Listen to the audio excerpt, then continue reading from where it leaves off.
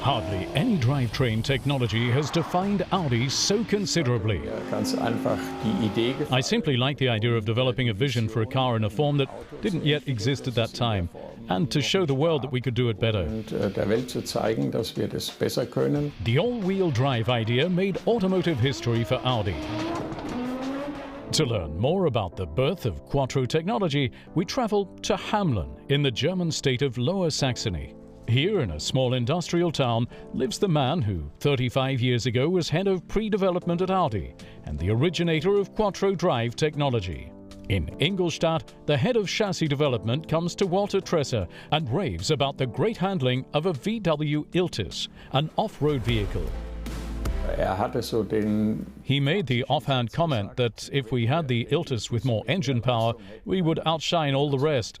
That was his vision, to have an Iltis that would have superior driving characteristics in snow. I was more of the opinion that we should make a sporty passenger car, a coupe, a two-seater or a 2+2, great performance and four-wheel drive. And then I won out in the end with my idea. In February 1977, Tresser and his 12-man team began to develop the first Audi with permanent all-wheel drive. 6 months later, in November 1977, the first Audi Quattro is finished, the UR Quattro. In-house, the car is called the A1. The A stands for all-wheel, the 1 for the first all-wheel model. The car is a modified Audi 80 with slightly lengthened wheelbase and a 5-cylinder turbocharged engine with 200 horsepower. Walter Tresser and his colleagues clock up lots of test drive kilometers before presenting the new driveline technology to Ferdinand Piëch, the chief technical executive with overall responsibility for the project. Piëch was behind the wheel at one of our first prototypes, and when the car came to a stop at the Thüracher Hohe mountain pass, local people were there fitting snow chains. And then, while assembling the snow chains, the locals kept glancing at the Quattro with its summer tires with expressions of pity on their faces. They fitted snow chains, and then Piëch just sped off with summer tires through the swirling snow.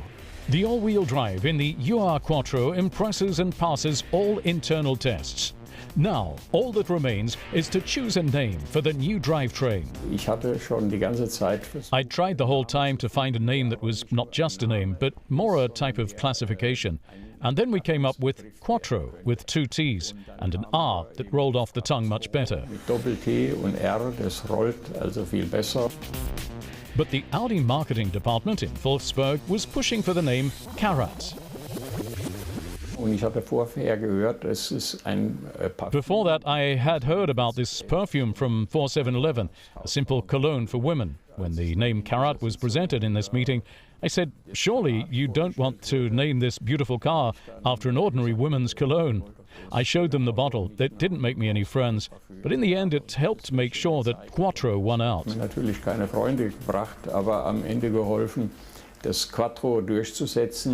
Walter Tresser prevails for the second time, and as a result, the Audi Quattro with permanent all-wheel drive made its world premiere in March 1980 at the Geneva Motor Show. While the all-wheel drive technology goes into series production, Walter Tresser moves to motorsport, along with his all-wheel concept. Here too, the success stories come quickly. In 1981, Franz Wittmann wins the Jana Rally in Austria, more than 20 minutes ahead of the competing cars. This lead and this appearance was all it took to focus the attention of the entire rally world on Quattro and on the four-wheel concept. Today, there's not a single rally car without all-wheel drive. The spotlight also falls on Tresser when the French driver Michel Mouton agrees to join his factory team. The first woman in the history of rally racing. With Mouton, he wins the San Remo Rally. From a technological standpoint, the Audi with all-wheel drive is at least 2 years ahead of the competition. And in 1984, it attracts the rally racing legend Walter Röhrl to the Audi factory team. Everyone wants to drive the most successful car in rally racing history and score victories with the Quattro technology. After amassing over 20 wins, Audi withdraw from rally racing in 1986.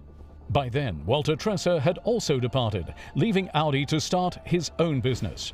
Today, he runs a small fan club where he's gathered memories and vehicles from his career. Walter Tresser had an idea that enabled him to redefine Audi drive technology, and it's still decisively shaping driving dynamics today.